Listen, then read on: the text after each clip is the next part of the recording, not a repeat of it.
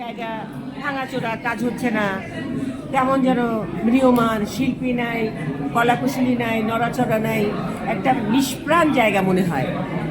ওটার মধ্যে আবার তো প্রাণ ফিরে আসবে, অবশ্যই আসবে। বললাম না, আজকের দিন আগামী দিন থাকবে, আমার কোনো কথা নাই যে আমার এই দিন আগামী দিনও থাকবে, আগামী দিন চেঞ্জ হবে।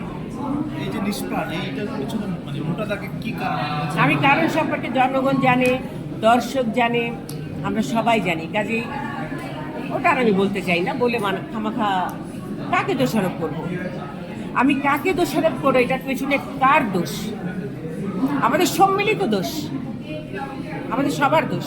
এখান থেকে উত্তরণটা কিভাবে কি করা উচিত? যে যা তো গেছে গেছে, এটা সময় বলে দেবে, আমার বিশ্বাস। কোনো উত্তরণের কোনো ফর্মুলা নাই, যেই ফর্মুলায় গেলে এটা চেঞ্জ হবে, এই ফর্মুলায় গেলে আমি এখান থেকে ওখানে যেতে পারবো। এটা সময় বলে দেবে, আমরা ফাইট করে আবার ওই জায়গায় যাবো। বা সিনেমার প্রস্তাব কি আপনার কাছে একেবারে আসে না, নাকি আপনি করতে চান না? যেহেতু খুব কম বেশি এখন সিনেমা হচ্ছে। ফিল্মের প্রস্তাব আসে, এখনও আছে, এখনও আমি আছি, বাইরে দুইটা ছবি নিয়ে কথা হচ্ছে, করব